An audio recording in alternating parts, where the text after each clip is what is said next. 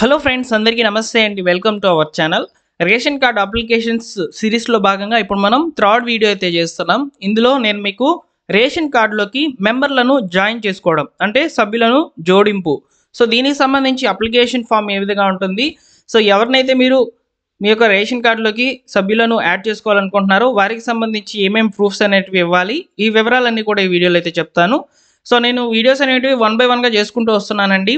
So నిన్నటి రోజున కొత్త రేషన్ కార్డుకి దరఖాస్తు చేసుకోవాలనుకుంటే ఏ డాక్యుమెంట్స్ ఇవ్వాలనేది చెప్పాను, అప్లికేషన్ ఏ విధంగా సబ్మిట్ చేయాలనేది చెప్పాను.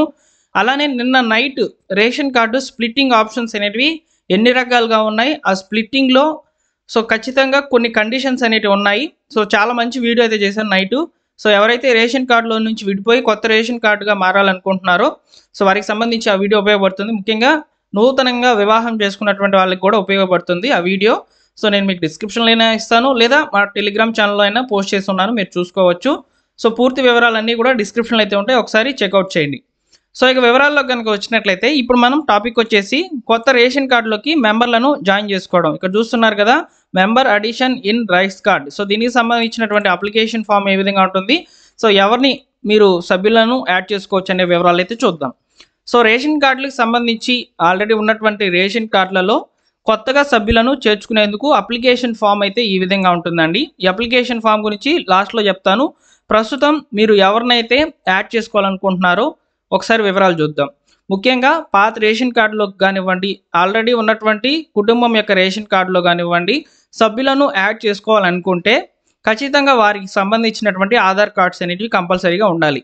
అయితే ఇక్కడ ఎక్కువ శాతము పిల్లలను జాయిన్ చేసుకునేందుకు, అంటే ఒక ఫ్యామిలీలో ఉన్నటువంటి పిల్లలు వచ్చుంటారు కదా, సో వారికి సంబంధించి జాయిన్ చేసుకునేందుకు అవకాశం అయితే ఉంటుంది. అలానే నూతనంగా మ్యారేజ్ చేసుకున్నటువంటి వాళ్ళు వారి యొక్క కుటుంబంలోకి భార్యను యాడ్ చేసుకునేందుకు అవకాశం అనేది ఎక్కువగా ఉంటుందన్నమాట. అయితే వీరికి సంబంధించి అప్లికేషన్ ఫామ్ అనేది ఈ విధంగా ఉంది కదా. సో ఇందులో డీటెయిల్స్ ఏమి అడిగి ఉన్నారో ఒకసారి చూడండి. సో రైస్ కార్డ్ నందు సభ్యులు చేర్పు కొరకు దరఖాస్తు ఇది. సో రైస్ కార్డ్ నెంబర్ అయితే ఇవ్వాలి, అంటే పాత రేషన్ కార్డులోకి యాడ్ చేసుకుంటున్నారు కాబట్టి ఆ రేషన్ కార్డ్ నెంబర్ అయితే ఇవ్వాలి ఫస్ట్. సో నెక్స్ట్ వచ్చేసి దరఖాస్తుదారుని ఆధార్ నెంబర్. ఇక్కడ కుటుంబ యజమాని యొక్క పేరు అయితే ఇవ్వాలండి, అంటే ఆ యొక్క రేషన్ కార్డ్కి హెడ్ ఉంటారు కదా, సో వారి యొక్క పేర్లు అయితే ఇక్కడ రాయాల్సి అయితే ఉంటుంది, వారి యొక్క ఆధార్ నెంబర్ అయితే ఇవ్వాల్సి అయితే ఉంటుంది.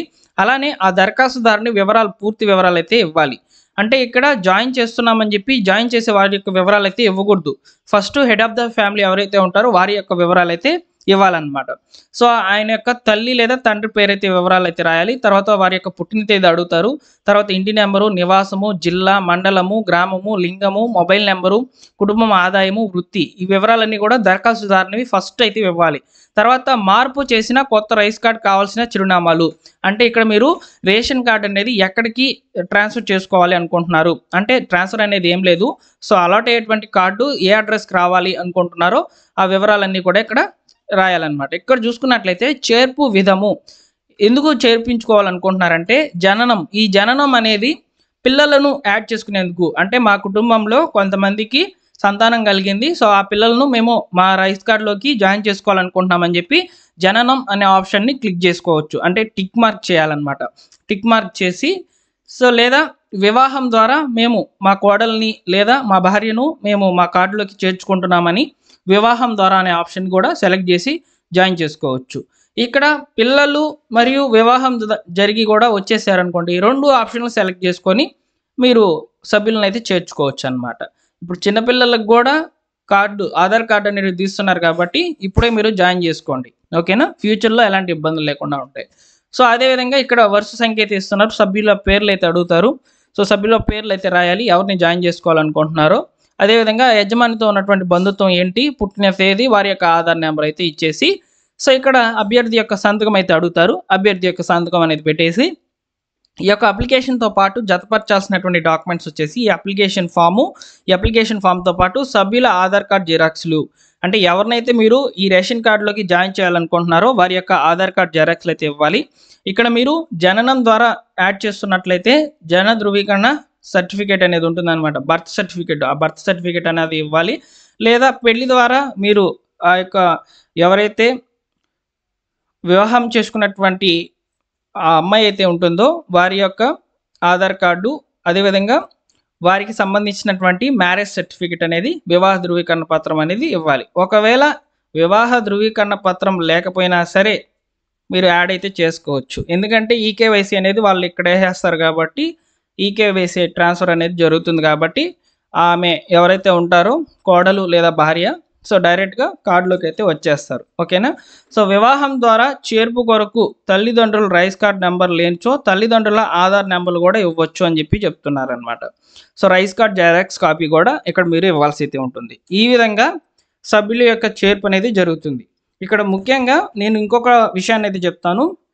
స్ప్లిట్టింగ్, మ్యారేజ్ స్ప్లిట్టింగ్ అనేది చేసుకోవచ్చండి. ఆల్రెడీ పాత రేషన్ కార్డులలో అత్త, మామ, కొడుకు ఉన్నాడు, ఇప్పుడు భార్యను యాడ్ చేసుకోవాలనుకుంటే ఈ ఫామ్ ఇస్తే సరిపోతుంది, యాడింగ్ అవుతారు, నలుగురు వస్తారనమాట. ఇక్కడ ముగ్గురే ఉన్నారు.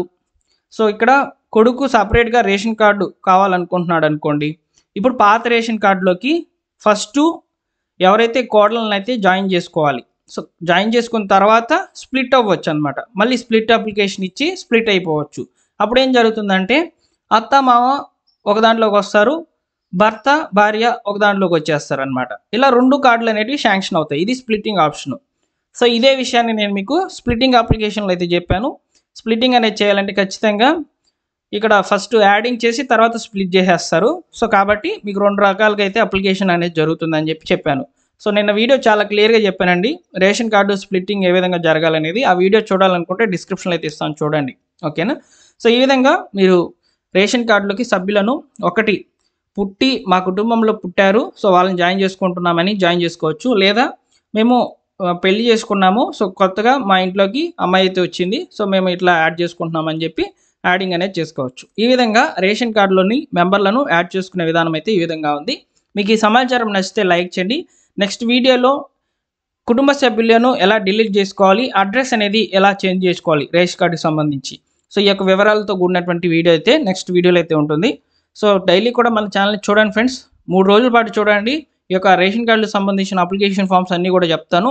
ఇక్కడ ముఖ్యంగా చివరి తేదీ ఎప్పుడు అని అడుగుతున్నారండి. చివరి తేదీ వచ్చేసి May 31 ఈ మంత్ వరకే అవకాశం అయితే ఇస్తున్నారనమాట. సో ఈ యొక్క విషయాన్ని నేను మీకు చెప్పడం మర్చిపోయాను. సో May 31 వరకు మాత్రమే అవకాశం అయితే ఉంది రేషన్ కార్డులకు సంబంధించినటువంటి సేవలకు. సో మీరు తొందరపడండి. ఖచ్చితంగా మీ యొక్క సచివాలయంకి వెళ్ళి ప్రాపర్ డాక్యుమెంట్స్ అనేవి ఇచ్చేసి ఈ రేషన్ కార్డు సేవలను ఉపయోగించుకోండి. లాస్ట్ మూమెంట్లో మీరు వెళ్తే సర్వర్ అనేది ఇష్యూ అనేది వస్తుందన్నమాట. సర్వర్ కొన్నిసార్లు పనిచేయదు. సో నిన్న కూడా సర్వర్ అనేది పనిచేయలేదన్నమాట. సో సర్వర్ ఇష్యూ అనేది వస్తుంది. ఎందుకంటే నంబర్ ఆఫ్ యూజర్స్ అనే వాళ్ళు ఎక్కువ మంది వస్తారనమాట. సో యూజర్స్ ఎక్కువ అవడం వల్ల ఈ యొక్క సర్వర్ ఏదైతే ఉందో అది కొంచెం ఇష్యూ అనేది అవుతుంది.